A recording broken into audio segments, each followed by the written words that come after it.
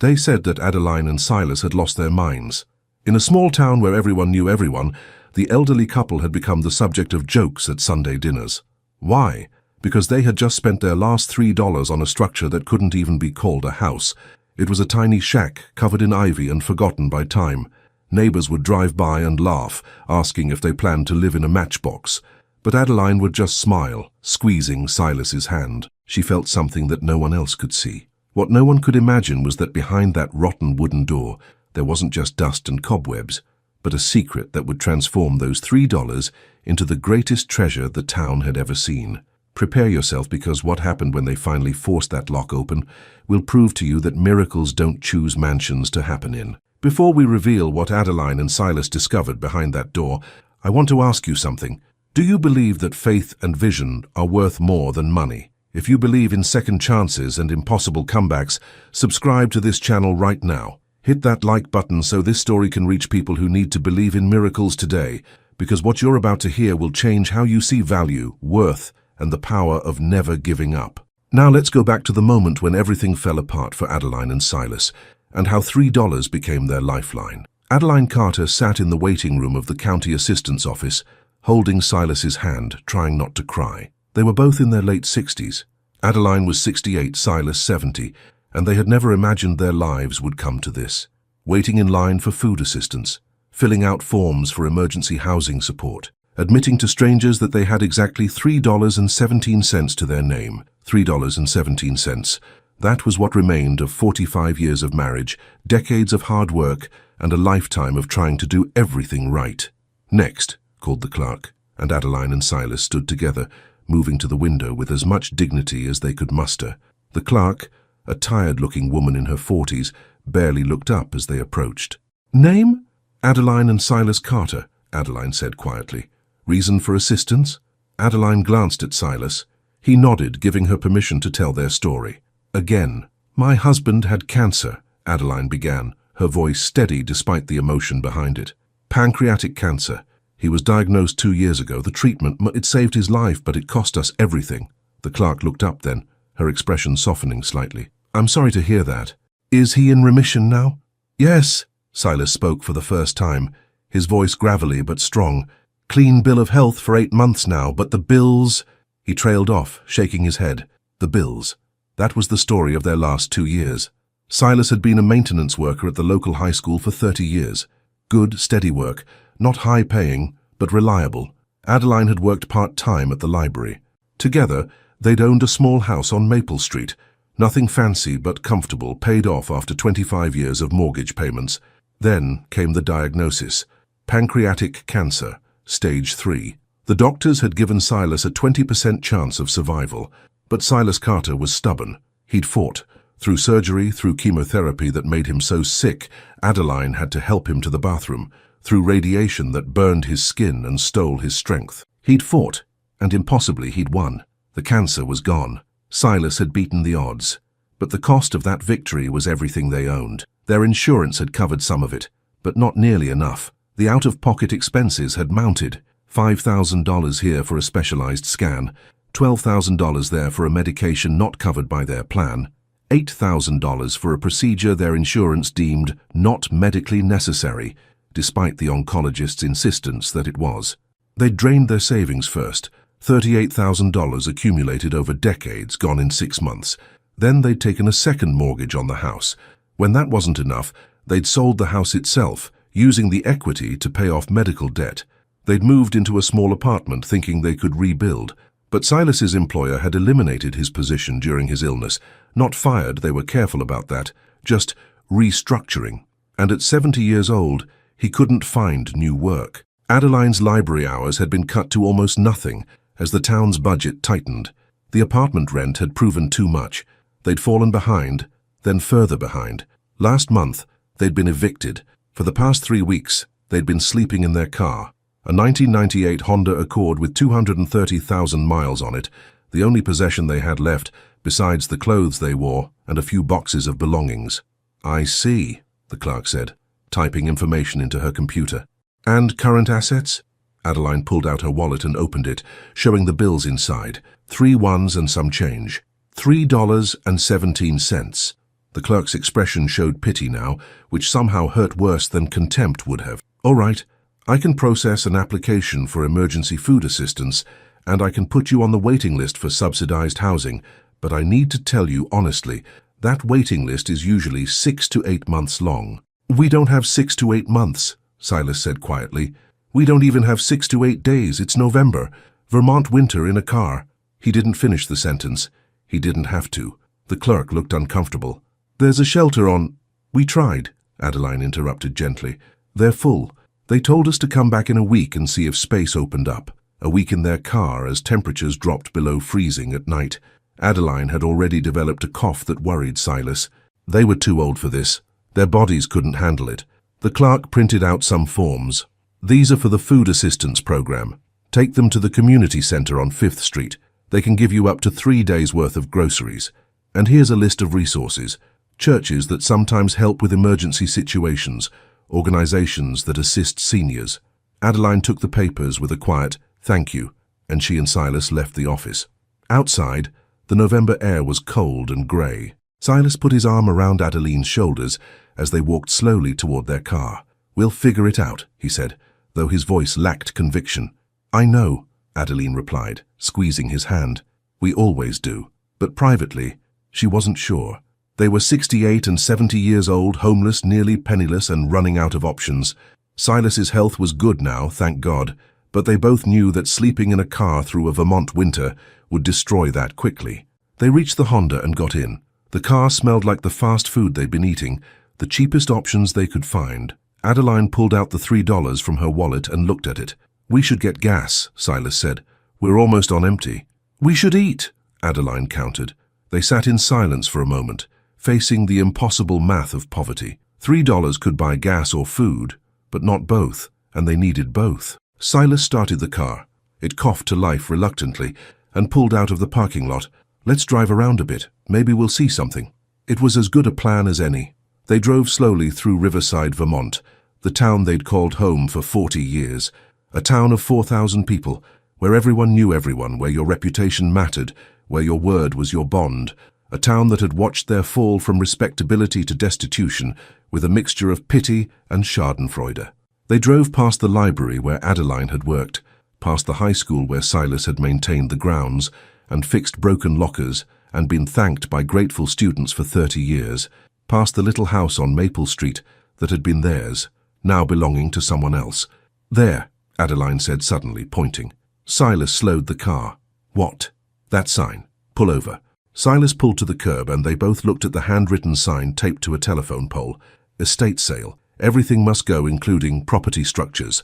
Saturday 10 a.m., 4 p.m. cash only." An address was listed at the bottom. "It's today," Adeline said, checking her watch. It was just after 2 o'clock. "We could go look, Addie. We have $3. "I know," she said, "but maybe let's just look, please." Something in her voice made Silas nod. He programmed the address into the ancient GPS they'd gotten at a yard sale years ago, and they drove. The estate sale was at the edge of town, a farmhouse that had belonged to old man Jenkins, who'd died 6 months ago with no heirs. The yard was full of people picking through furniture, dishes, tools, and various debris of a life lived. Adeline and Silas got out of the car and walked slowly through the sale, not touching anything, just looking. Everything was priced far beyond their means. A chair, $25. A lamp, $15. A box of books, $8.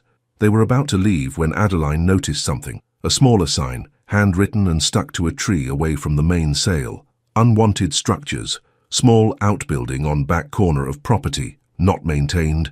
Sold as his $5 or best offer." "Silas," Adeline whispered, grabbing his arm.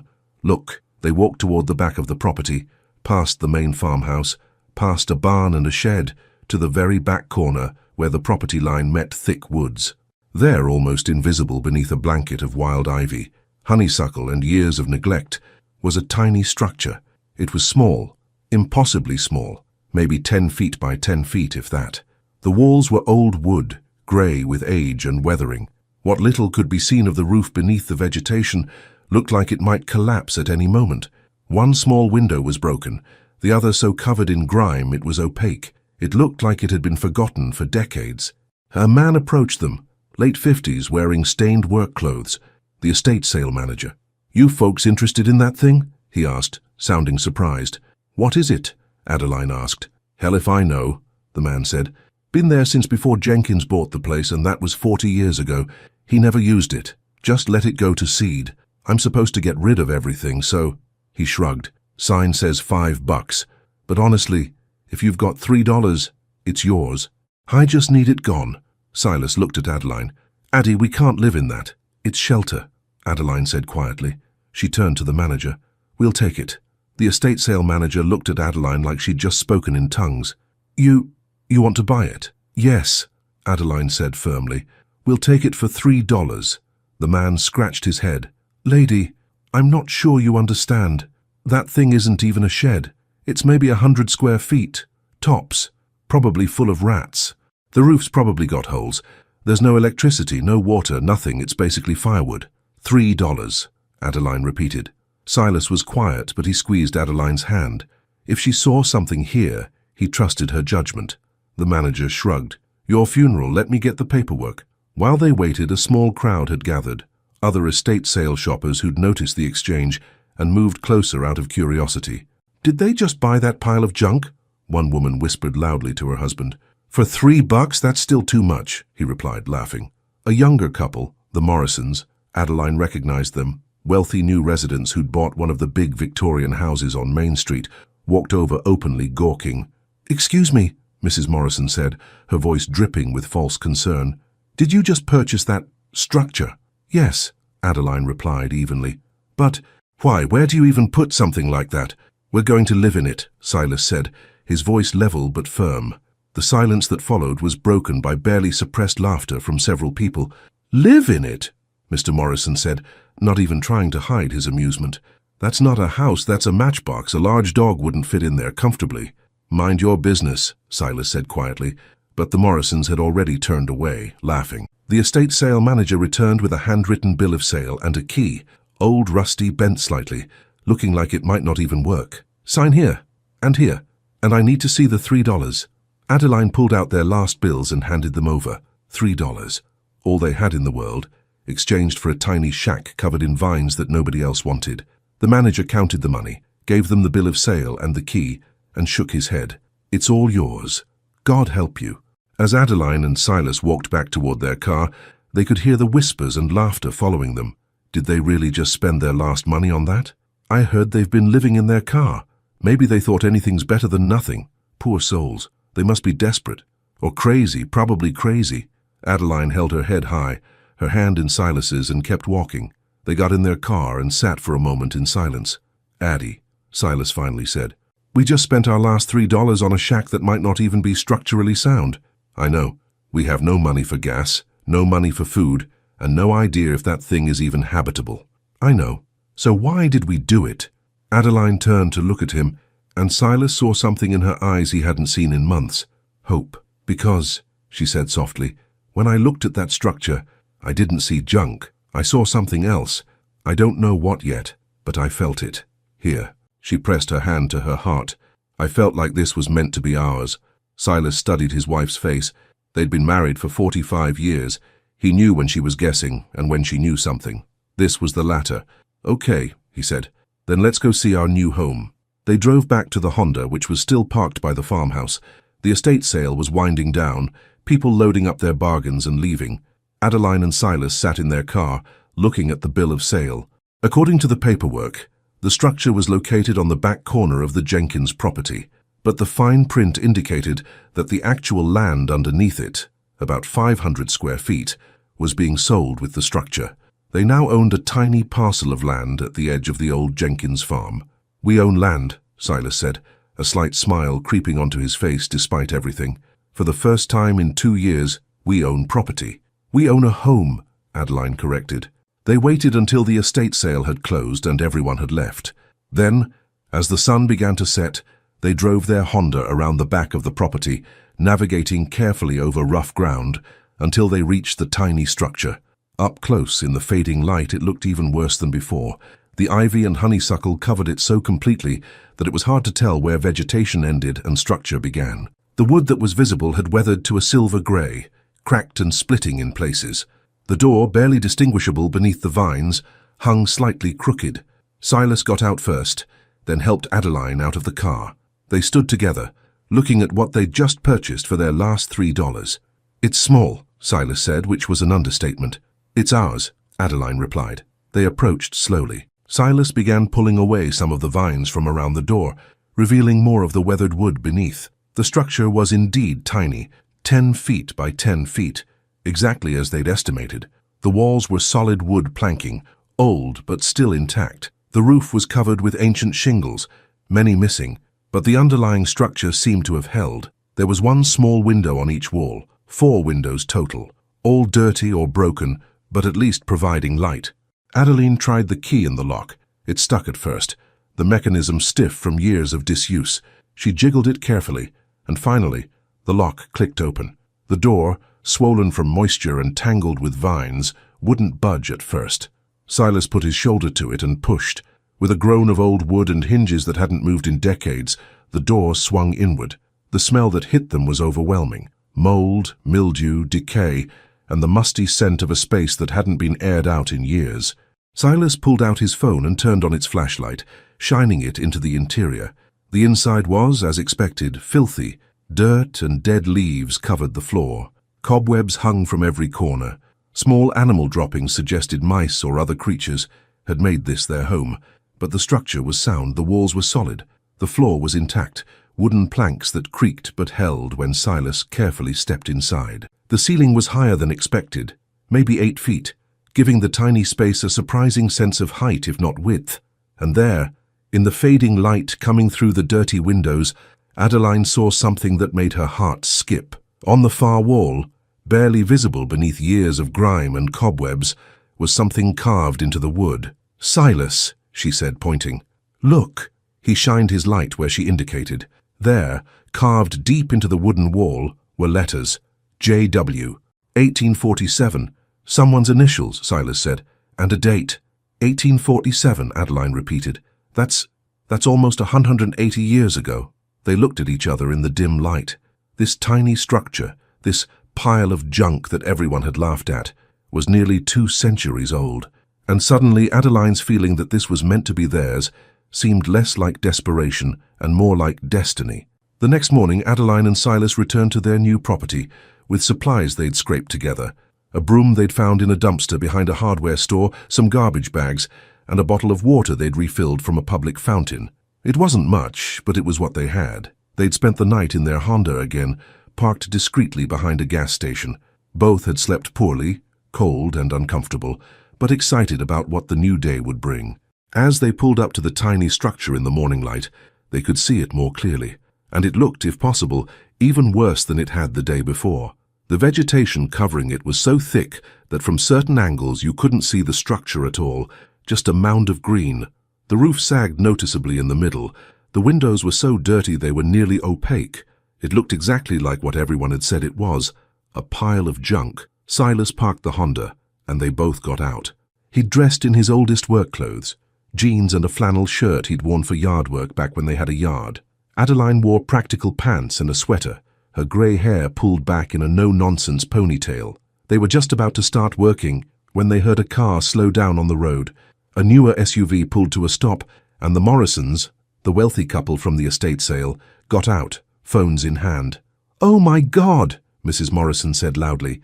"They actually came back to it." Mr. Morrison was already taking photos. "This is incredible. Honey, get a picture of me in front of it. This is going to be hilarious on Facebook." Adeline felt her face flush, but she said nothing. Silas put a hand on her shoulder, a gentle reminder to keep her dignity. "Excuse me," Mrs. Morrison called out. "Are you really planning to live here?" "Yes, Ma'am," Silas replied evenly. "In this?" She gestured at the vine-covered structure. "This is barely bigger than a garden shed. How could 2 people possibly—" "We'll manage," Adeline interrupted firmly. "Thank you for your concern." "Concern?" Mr. Morrison laughed. "We're not concerned. We're just amazed. This is the most ridiculous thing I've ever seen." He took several more photos, making sure to get Adeline and Silas in the frame. "Wait until the town sees this. The Carters bought a shack for $3 and think they're homeowners." Mrs. Morrison was already typing on her phone. I'm posting this right now. Riverside, Vermont. What not to do, you can't make this up. Silas felt his jaw tighten, but Adeline squeezed his hand. Let them, she whispered. It doesn't matter. But it did matter, because over the next hour, as Adeline and Silas began the work of clearing vines and starting to clean their tiny new home, more cars slowed down, more people stopped to stare and take photos. More comments were made, some just loud enough to hear. Did you see the Carters bought that old shed? $3 for that pile of sticks. More money than sense. I heard they're going to live in it. Can you imagine? At their age, too. It's sad, really. Sad? It's pathetic. By mid-morning, Silas was pulling vines from the walls while Adeline swept out the interior, and a small crowd had actually gathered on the road, maybe a dozen people all watching, many recording video on their phones. It was humiliating in a way that cut deeper than poverty itself. Poverty was private. This was public spectacle. Silas, one of the onlookers called out, a man named Dale Pritchard, who Silas had worked with years ago. You need help, buddy? You can't seriously think that thing is livable. We'll make it work, Silas called back, not stopping his work. Come on, man, be reasonable. You two should go to the shelter, apply for senior housing, anything but this. This is crazy. Mind your business, Dale, Silas replied, his patience wearing thin. I'm trying to help. Then leave us alone. Dale shook his head and got back in his car, but not before taking one more photo. Adeline, inside the tiny structure, felt tears prick her eyes. Not because of the mockery she'd endured worse, but because she could see how much this was hurting Silas, how his shoulders had tensed, how his movements had become more aggressive as he ripped vines away. He'd been the town's maintenance man for 30 years. He'd helped so many of these people, fixed their children's lockers, cleared snow from the school parking lot so they could drop their kids off safely. And now they were treating him like a circus attraction. She stepped outside. Silas, let's take a break. I'm fine. Silas. He stopped, the bundle of vines in his hands, and looked at her. His eyes were bright with unshed tears of frustration and shame. I'm sorry, he said quietly. I'm sorry I couldn't give you better than this. Adeline walked over and took his face in her hands. You beat cancer. You're alive. You're here with me. Everything else is just details. Details! He laughed bitterly. Addie, we're living in a shack that people are literally photographing to laugh at. For now, she said. But I still feel it, Silas. I still feel like this place is special. Like we're supposed to be here. Trust me. Please. He looked into her eyes and saw the certainty there. Okay, he said. Okay, but I'm going to need you to be right about this, because I can't take much more humiliation. I'm right, Adeline said, with a confidence she hoped she actually possessed. I promise. They went back to work, ignoring the remaining onlookers, until finally people got bored and left. By late afternoon, they'd cleared most of the vines from the exterior, revealing the full structure. It was tiny, yes, weathered and old, absolutely, but it was also solidly built, with careful craftsmanship visible in the joinery and the way the boards had been fitted together. Inside, Adeline had swept out years of debris, revealing a wooden floor that was surprisingly intact beneath the grime. The walls, once she'd wiped away some of the dirt, showed the same careful construction as the exterior. And there, on the wall with the carved initials, she found something else. Silas, she called, come look at this. He came inside, ducking slightly through the low doorway. What is it? She pointed to the wall. Beneath the initials, J.W. 1847, there was more carving. Very faint, almost worn away, but still readable if you knew what to look for. Foundation stone, first structure. Riverside Silas leaned closer, running his finger over the carved words. Foundation stone, first structure, Riverside. They looked at each other. Addie, Silas said slowly, are you thinking what I'm thinking? This building, Adeline whispered, might be the first structure built in Riverside, the foundation of the town, from 1847, Silas added. Before Vermont even had a proper railway system through here. J.W., Adeline said. Who was J.W.? They didn't know yet, but suddenly the mockery of the townspeople seemed less important, because if Adeline was right, if this tiny shack was actually historically significant, then they hadn't bought junk for $3. They'd bought a piece of history, and history, as they were about to discover, was priceless. That night, Silas and Adeline slept in their tiny structure for the first time. They'd brought in their few belongings from the Honda, sleeping bags, a lantern, a cooler with what little food they had left. The space was so small that their sleeping bags touched when laid out side by side, taking up most of the floor. But it was shelter, real shelter with a roof and walls, and it was theirs. Adeline lay awake for a while, using her phone's dim light to look at the carved words on the wall. Foundation stone, first structure, Riverside. "Can't sleep?" Silas asked quietly from beside her. "Thinking," she replied. "Tomorrow I want to go to the town hall, look at records, find out who JW was." "Good idea," Silas agreed.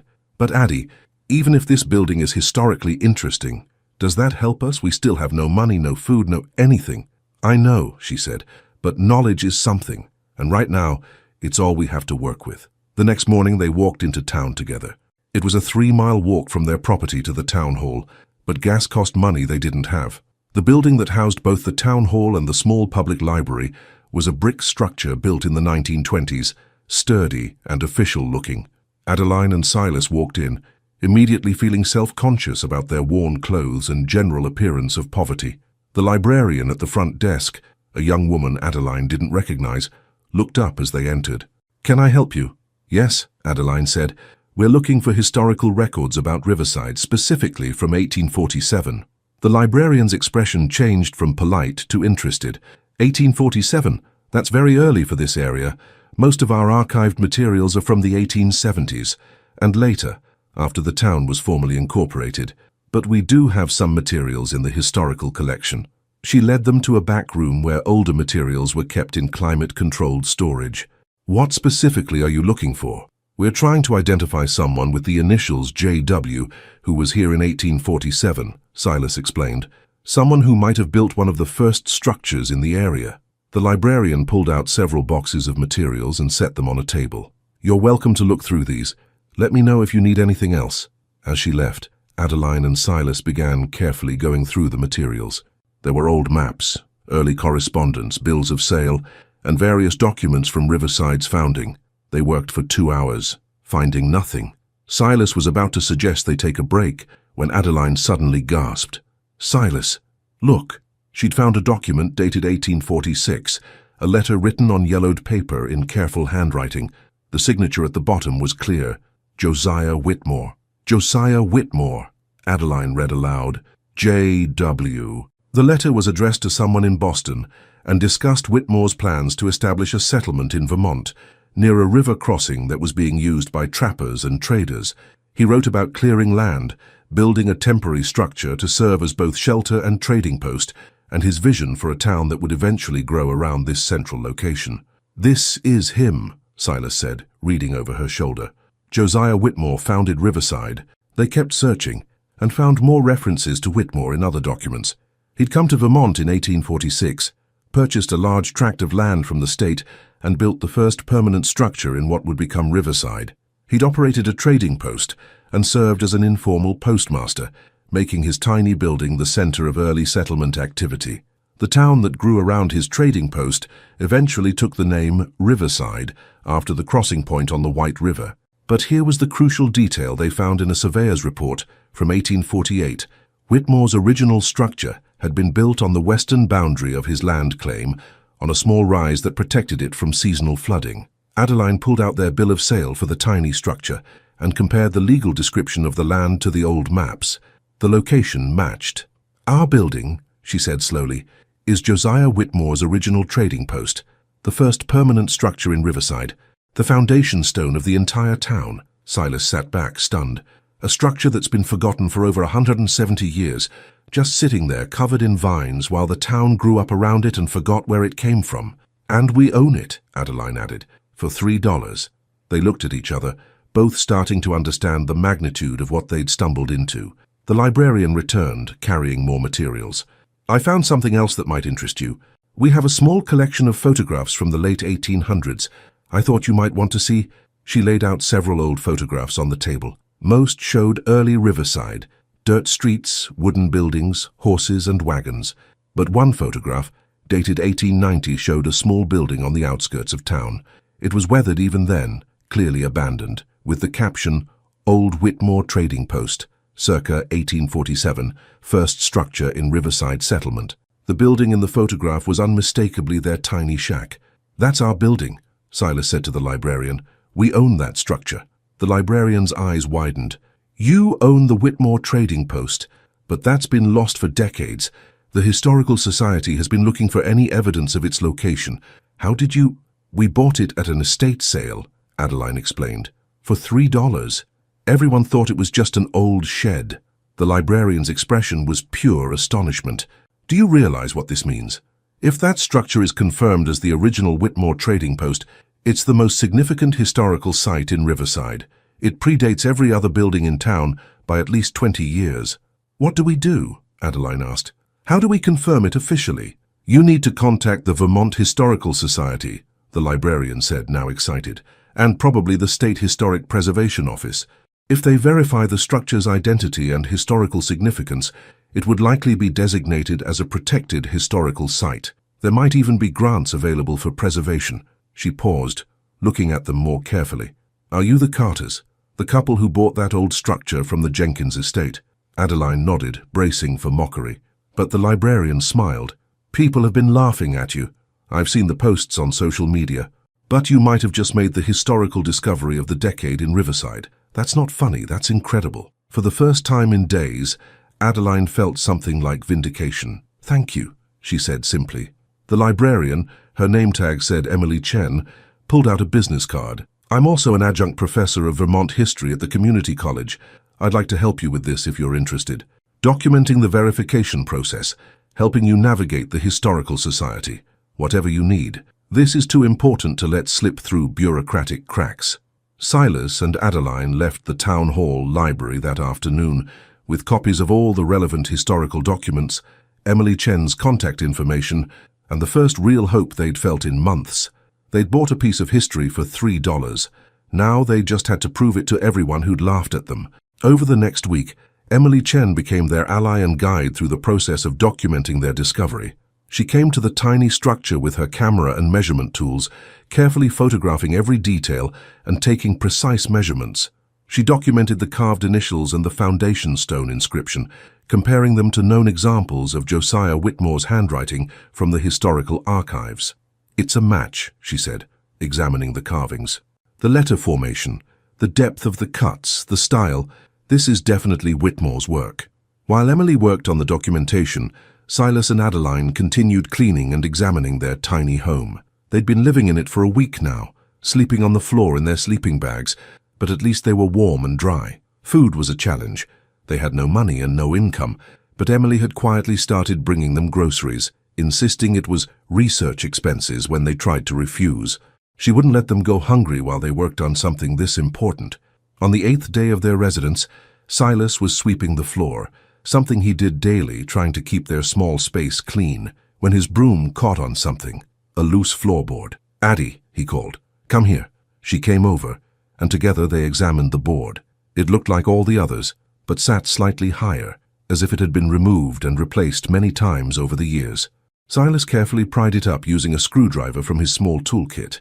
Beneath the board was a cavity about 6 inches deep, running the width of the structure, and in that cavity was a metal box. "Oh my God," Adeline breathed. Silas carefully lifted out the box. It was heavy, made of iron, about the size of a briefcase. It was locked with a simple mechanism that had rusted over the years. They carried it outside into better light. Emily, who'd been measuring the exterior walls, came running when she saw their faces. "What is it?" "We found this under the floor," Silas said. Using his screwdriver, he carefully worked at the lock. After several minutes, it gave way with a grinding sound. Inside the box, protected from moisture by the metal container and its location above the ground, were items that had been waiting 177 years to be found. The first thing they saw was a leather-bound journal, its cover dry and cracked but intact. Adeline lifted it carefully and opened to the first page. Journal of Josiah Whitmore Trading Post, Riverside Settlement, Year of Our Lord, 1847. His journal, Emily whispered, a primary source document from the founding of Riverside. Beneath the journal were other items, several maps drawn on heavy paper, showing the early settlement and the surrounding area, a stack of correspondence bound with ribbon, and at the bottom, several official-looking documents with wax seals. Silas carefully lifted out one of the documents and unfolded it. It was a land grant from the state of Vermont to Josiah Whitmore, dated 1846, granting him ownership of 640 acres along the White River. Another document was a charter, signed by representatives of Vermont's territorial government, designating Whitmore's trading post as an official postal station and customs point for the region. Emily was taking photographs of everything with trembling hands. "Do you understand what this is? These are foundational documents for Riverside. The land grant, the charter, the maps. This is the legal and historical framework of the entire town." Adeline was carefully reading through Whitmore's journal. His entries described daily life in the early settlement, his interactions with travelers and traders, his plans for the town he envisioned growing around his trading post. But it was an entry from 1850 that made Adeline stop and call Silas over. May 17th, 1850. "I have established trust with the Territory Office that this settlement shall endure. The Charter grants perpetual rights to this trading post and the lands adjoining it, to be held in trust for the settlement's benefit. Should this structure survive, so too shall the original grant of land and its attendant rights. I have secured these documents here beneath the floor of my post, that they might be preserved for those who come after." Silas looked up from the journal. "Perpetual rights. Land held in trust for the settlement's benefit. What does that mean?" Adeline asked Emily. Emily was reading through the charter document, her eyes getting wider. "I'm not a lawyer, but I think this means that whoever owns this structure, the original trading post, has legal claim to certain rights associated with the founding of Riverside. Water rights, possibly. Access rights to certain territories. Maybe even mineral rights, if there are any in the area." She pulled out her phone. "I need to make some calls. This is beyond historical interest. This could have actual legal and financial implications." Over the next several hours, as afternoon became evening, Emily made calls to the Vermont Historical Society, to a professor of property law at UVM, to the State Historic Preservation Office. The responses were consistent. This was a significant discovery that needed immediate professional evaluation. By the next morning, experts began arriving at the tiny structure. First came Dr. Patricia Morrison from the Vermont Historical Society, no relation to the wealthy, mocking Morrisons, thankfully. She was a serious woman in her 60s, who spent 4 hours examining the building, the documents, and the journal. "This is authenticated," she said finally. "This is absolutely the Josiah Whitmore trading post, and these documents are genuine period materials. I've seen enough of Whitmore's work to be certain." Next came Professor Andrew Kim, a property law specialist from UVM. He spent hours reading through the land grant and charter documents, making notes and cross-referencing with Vermont legal code. Finally, he sat down with Adeline and Silas outside the tiny structure. "I need to be clear," he said. "I'm not your lawyer, and you should consult one before making any decisions. But based on what I'm seeing in these documents, you have a very strong legal claim to certain historical rights associated with this property." "What kind of rights?" Silas asked. "The charter granted Whitmore's trading post perpetual access to river crossing rights, which would have been valuable for commerce. More significantly, the land grant included mineral rights for the 640 acres, mineral rights that were never specifically transferred when portions of that land were subdivided and sold over the years." He pulled out a modern map of Riverside and overlaid it with Whitmore's original map. A significant portion of modern Riverside sits on what was originally Whitmore's 640 acres. If those mineral rights were never properly transferred, and based on what I'm seeing they weren't, then whoever owns this structure, as Whitmore's legal successor, has claim to those rights. "Are there minerals here worth anything?" Adeline asked. "Probably not," Kim admitted. "Vermont isn't known for valuable mineral deposits, but the legal principle is important. Additionally, there may be other considerations. Historical preservation grants, possibly compensation for water access rights if any are being used commercially. The land itself could be valuable if certain rights attach to it." He leaned back. "I'd estimate you're looking at a legal claim potentially worth several $1,000,000, depending on how various courts might interpret these documents and what exactly can be verified regarding resource rights and land transfers." Adeline and Silas sat in stunned silence. Several $1,000,000 from a $3 purchase that everyone had laughed at. "There's more," Dr. Morrison from the Historical Society added, "because this structure is clearly the founding building of Riverside and is in such historically significant condition, it qualifies for immediate listing on the National Register of Historic Places. That comes with certain protections, but also certain benefits. There are preservation grants available, substantial ones, And the town of Riverside, frankly, should be embarrassed that they've let their founding structure sit forgotten and nearly destroyed. There may be civic obligations to support its preservation. Emily Chen, who'd been watching all this unfold, spoke up. What happens now? Now, Professor Kim said, Mr. and Mrs. Carter need to get a very good lawyer, preferably one who specializes in historic property claims and land rights. Because this is going to get complicated. Adeline looked at Silas. They'd gone from owning nothing but a Honda and $3 to potentially being worth millions, all because Adeline had felt something when she looked at a vine-covered shack that everyone else saw as garbage. Silas, she said softly, I told you this place was special. He laughed, a sound of pure relief and vindication. Yes, you did, and I'm never doubting your instincts again. As the experts packed up their materials and made plans to return with more resources, word of the discovery began spreading through Riverside. The couple that everyone had mocked, the crazy old people who bought a matchbox for $3, had just made the most significant historical and potentially lucrative discovery in the town's history. The laughter was about to stop. The next 2 months were a whirlwind of activity that Adeline and Silas could barely keep up with. Professor Kim connected them with Sarah Chen, no relation to Emily, a lawyer who specialized in historic property claims. Sarah took their case pro bono after reviewing the documents, recognizing both its historical importance and its potentially lucrative nature. She'd take a percentage of any settlement, making it worth her while without requiring upfront payment the Carters couldn't afford. Sarah worked quickly and methodically. She filed claims with the Vermont State Property Office, submitted applications for National Register status, and began the complex process of tracing the chain of title for Whitmore's original 640 acres. Meanwhile, the Vermont Historical Society expedited the verification process. Dr. Morrison returned with a full team, including archaeologists who carefully excavated around the structure's foundation, dendrochronologists who took wood samples to verify the building's age, and archivists who examined every document. Their findings were unequivocal. The structure was built in 1847. It was definitely Josiah Whitmore's trading post, and it was the oldest surviving building in Riverside by at least 25 years. The National Register status came through within 6 weeks, remarkably fast for a government process.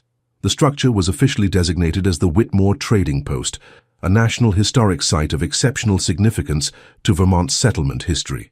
The designation brought immediate benefits. A state preservation grant of $150,000 was approved to fund the structure's restoration and protection.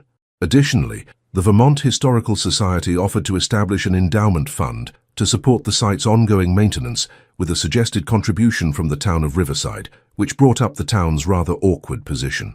The town council held an emergency meeting to discuss the situation. How should Riverside respond to this discovery? What were their obligations? And more pressingly, what were they going to do about the fact that they'd allowed their founding structure to sit abandoned and nearly destroyed for decades? The meeting was open to the public. Adeline and Silas attended, sitting quietly in the back row. Mayor Patricia Hendricks addressed the room. It's come to our attention that the structure purchased by Adeline and Silas Carter last month is, in fact, the Josiah Whitmore Trading Post, the founding structure of our town. This is obviously a significant historical discovery, and the town needs to determine our appropriate response. Councilman Robert Drake, a real estate developer and one of the town's wealthier residents, spoke up. We should acquire the structure. It belongs to the town, not to private individuals. The town should purchase it from the Carters at a fair price and establish it as a municipal historic site. Several other council members nodded agreement, but Emily Chen stood up from the audience. With respect, Councilman Drake, the Carters own the property legally and outright. They purchased it in a legitimate transaction. The town had decades to recognize the structure's significance and chose not to. The Carters saw what everyone else missed. They don't owe us anything. They paid $3 for it, Drake shot back. Hardly a significant investment. That's all they had, Emily replied, and it's $3 more than anyone else was willing to pay. The structure would probably have been demolished if they hadn't purchased it. We should be thanking them, not trying to take it away. The meeting grew contentious, with some residents supporting the town's acquisition attempt and others arguing that the Carters should be left alone. Finally, Mayor Hendricks called for order. This discussion is premature. The Carters haven't indicated any willingness to sell, and frankly, given how our town has treated them, And I'm aware of the social media posts, the mockery, the photographs taken without permission. I suspect they have little reason to cooperate with us." She looked directly at Adeline and Silas. "I apologize on behalf of Riverside for how you've been treated. You made a remarkable discovery, and instead of celebrating it, many of our residents chose to mock you.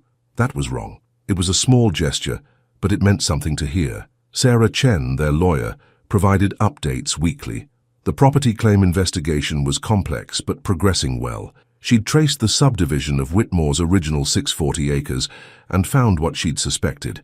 The mineral rights had never been properly transferred in multiple transactions over the decades. "We have a very strong case," she told them. "The mineral rights alone could be worth between $2 and $3 million, depending on how we negotiate.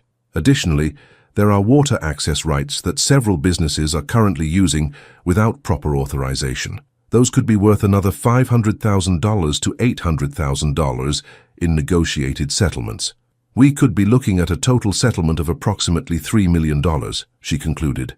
Maybe more if certain property owners want to purchase clear title to their mineral rights rather than continuing under cloud of title. $3 million. Silas and Adeline, who 2 months ago had been homeless with $3 to their name, were now potentially worth $3 million. The irony wasn't lost on them, but with the good news came complications.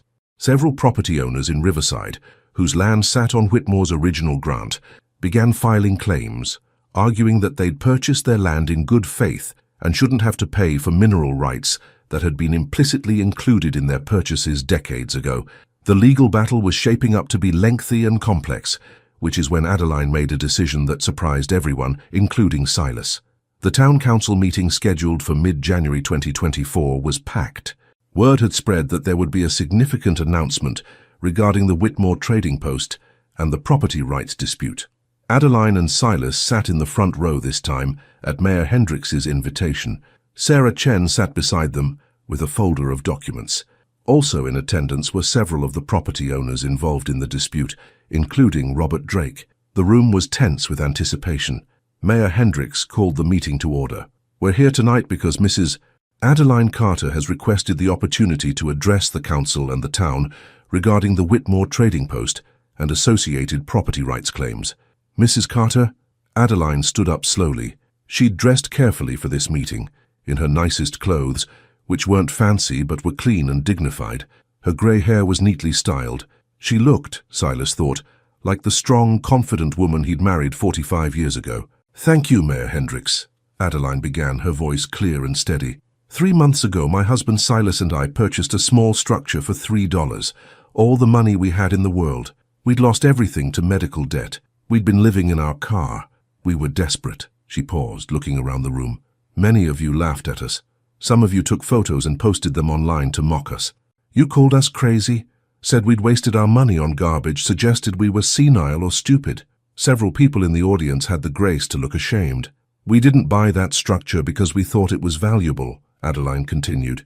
"We bought it because we needed shelter, and it was all we could afford. But I did feel something when I looked at it. I felt like it was meant to be ours. And it turned out I was right." She gestured to the documents Sarah was holding. "We now have legal claim to mineral and water rights worth approximately $3 million. We own the most historically significant structure in Riverside. We've been offered substantial sums to sell the property or license various rights." The room was completely silent now, everyone listening intently. "But Silas and I have been talking, and we've made some decisions I want to share with you tonight." She nodded to Sarah, who stood and began distributing copies of a document to the council members. "First," Adeline said, "regarding the mineral rights claims, we've reviewed the situation with our lawyer, and we recognize that many property owners in Riverside purchased their land in good faith, not knowing about the complication with mineral rights. We don't want to profit from their uncertainty." Robert Drake sat forward in surprise. "So we're proposing a one-time settlement," Adeline continued. "Any property owner who can document that they or their predecessors purchased land within Whitmore's original 640-acre grant can purchase clear title to their mineral rights for a nominal fee, $100 per parcel, regardless of size. This clears the title issues and allows everyone to move forward." There were murmurs of surprise throughout the room. "Second," Adeline said, "regarding the water access rights. We're donating those rights to the town of Riverside in perpetuity. with the stipulation that they be used for public benefit and that no commercial entity can monopolize access. Mayor Hendricks looked stunned. Mrs. Carter, those rights are worth hundreds of thousands of dollars. I know, Adeline replied, but water should belong to everyone. It's not right to profit from something that essential. Third, she continued, regarding the Whitmore Trading Post structure itself, we're not selling it. Instead, we're establishing the Whitmore Foundation, a non-profit organization dedicated to preserving the structure and using it to help others. She pulled out another document. The preservation grant of $150,000 will be used to carefully restore the structure while maintaining its historical integrity. Once restored, the building will serve as a community center focused on helping seniors in need, providing resources, emergency assistance, and support for elderly individuals facing the kind of crisis Silas and I went through. We'll live on the property as caretakers, Silas added, speaking for the first time. We'll manage the foundation and ensure the building serves its purpose. Any additional funds from settlements or donations will go toward helping others. Adeline looked around the room. Silas and I know what it's like to have nothing. We know what it's like to be mocked and dismissed because you're old and poor.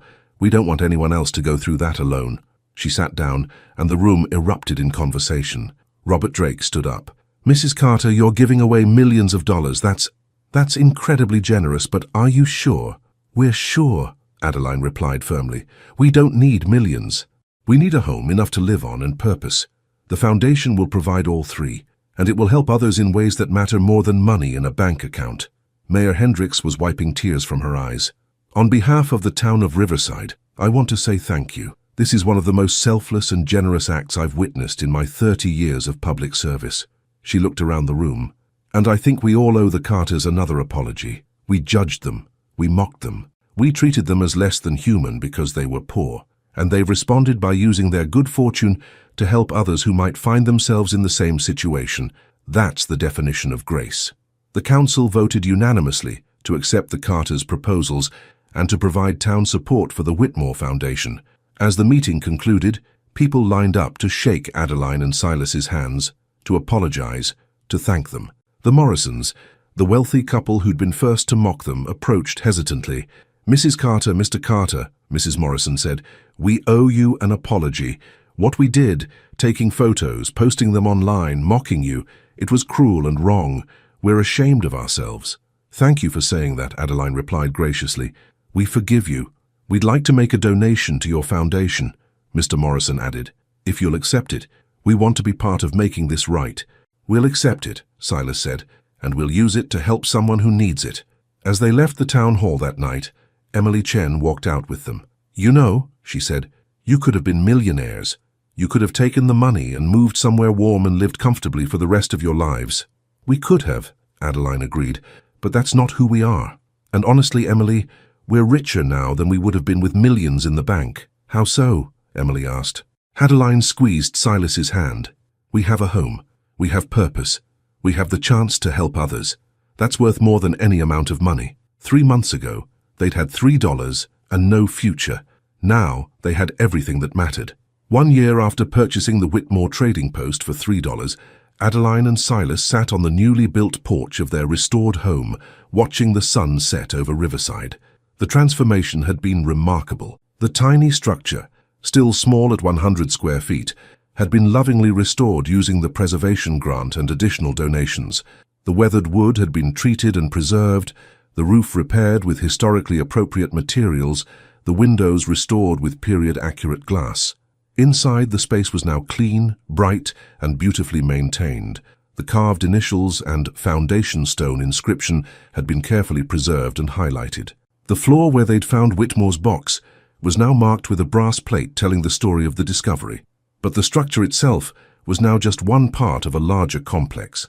Using the money from the mineral rights settlements and generous donations from Riverside residents, including a substantial contribution from the Morrisons, the Whitmore Foundation had built additional structures on the property. A larger building, still small by most standards but palatial compared to the original 100 square feet, served as the foundation's community center. It housed offices, meeting spaces, and resources for seniors in need. A food pantry occupied one section. A small emergency fund helped elderly residents facing utility shutoffs or other crises. The foundation employed 3 people. Emily Chen as director. She'd left her teaching position to run the foundation full-time, a social worker, and an administrative assistant. But Adeline and Silas remained the heart of the operation, living on site and working daily to help others. Now, sitting on their porch as the day ended, Silas pulled something from his pocket.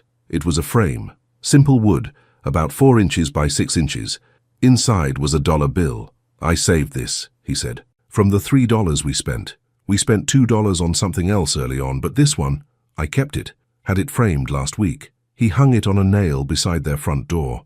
Below it, he attached a small plaque that read, "The value of something isn't its price, but what you're willing to see in it." Adeline smiled and leaned against his shoulder. "We've come a long way from sleeping in the Honda." "That we have," Silas agreed. "Sometimes I still can't believe it. That we found this place, that we discovered what it was, that we've been able to help so many people because of it." In the year since establishing the foundation, they'd helped 43 elderly individuals and couples in Riverside. Small helps, mostly. Paying an overdue electric bill, providing groceries for a month, helping with medication costs. But each one made a difference. "Do you ever regret it?" Silas asked. "Not taking the money and running. We could be living in Florida right now, warm and comfortable." "Not for a second," Adeline replied. "This is exactly where we're supposed to be." A car pulled up, Emily arriving with the week's intake forms. She waved and headed into the main building. "You know what I've learned?" Adeline said thoughtfully. "When we had everything, the house, the savings, the stability, I thought that was security. I thought that's what made life good. But when we lost it all, when we were down to $3, I learned something important." "What's that?" Silas asked. "Security isn't about how much you have. It's about what you do with what you've been given. We were given this chance, this discovery, this miracle, and using it to help others. That's security that can't be taken away. That's wealth that actually matters." Silas looked at the tiny structure behind them, the 100-square-foot building that had changed their lives. "This little building, I remember when everyone was laughing at us for buying it. The matchbox, they called it. The stupidest purchase anyone ever made. And now it's the most important building in Riverside," Adeline said. "Not because of its size, but because of what it represents.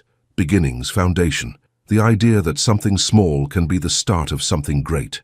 "Like $3, Silas added. "Like $3, Adeline agreed. They sat in comfortable silence as darkness fell and lights came on in the valley below. The town of Riverside spread out before them, all of it built on land that had once belonged to Josiah Whitmore, all of it growing from the seed of the tiny trading post that still stood behind them, a trading post that had been forgotten, dismissed as worthless, covered in vines and left to rot, until 2 people with nothing but $3 and faith had seen what everyone else missed. "Silas," Adeline said softly, "when we die, what do you want to be remembered for?" He thought about it. "Not for the money we could have had, not for the discovery, really. I want to be remembered for what we did with it, for choosing to help others instead of ourselves." "That's what I want too," Adeline said. "I want people to know that miracles don't choose mansions, that treasures can be found in the most unlikely places. That $3 can change the world if you're brave enough to bet everything on faith." They sat together on their porch as the night grew colder, eventually going inside where it was warm. But before Silas closed the door, he touched the framed $1 bill one more time. $3 had bought them 100 square feet of rotting wood covered in vines. It had also bought them dignity, purpose, security, and the chance to change lives. The town that had mocked them now honored them. The structure that had been called worthless was now priceless. The couple that had been dismissed as crazy was now recognized as wise, all because they'd been willing to see value where everyone else saw garbage. That was the real miracle, not the money, not the historical significance, not even the foundation they'd built. The miracle was the vision to look at something everyone else had rejected and see possibility, to look at ruins and see restoration, to look at an ending and see a beginning. Adeline and Silas had learned that value isn't determined by price tags or public opinion. Value is determined by belief, by faith, by the willingness to invest everything you have in something you know is right, even when the whole world tells you you're wrong. They'd bet $3, their last $3, on that belief, and they'd won everything that mattered. If Adeline and Silas's story moved you, please subscribe to this channel and turn on notifications.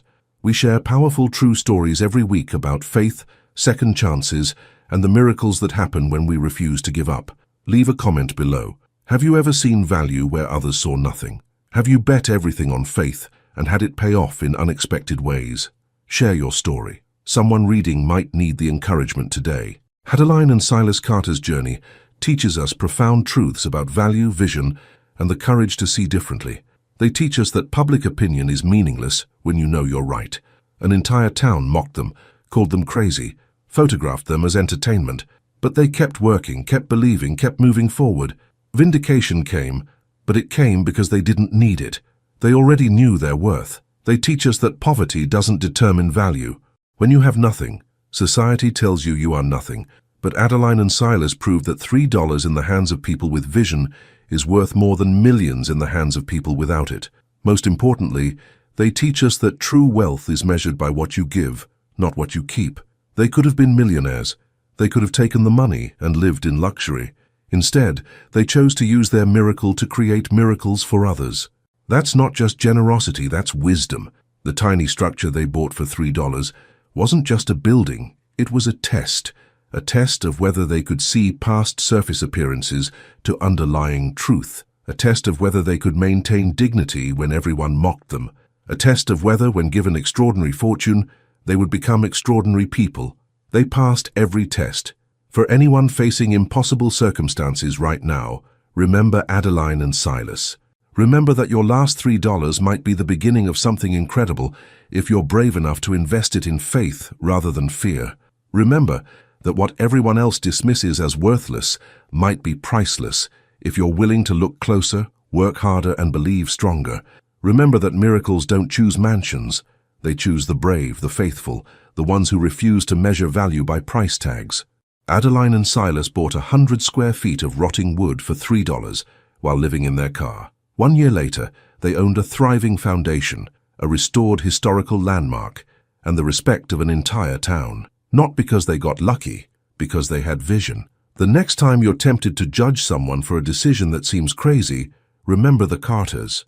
The next time you're tempted to give up because you have nothing left, remember that $3 can change everything. Value isn't determined by what something costs. It's determined by what you're willing to see in it. Thank you for joining us for Adeline and Silas's incredible journey. Share this story with someone who needs to believe that it's never too late, that miracles happen, and that $3 can be enough to change the world. We'll see you in the next story.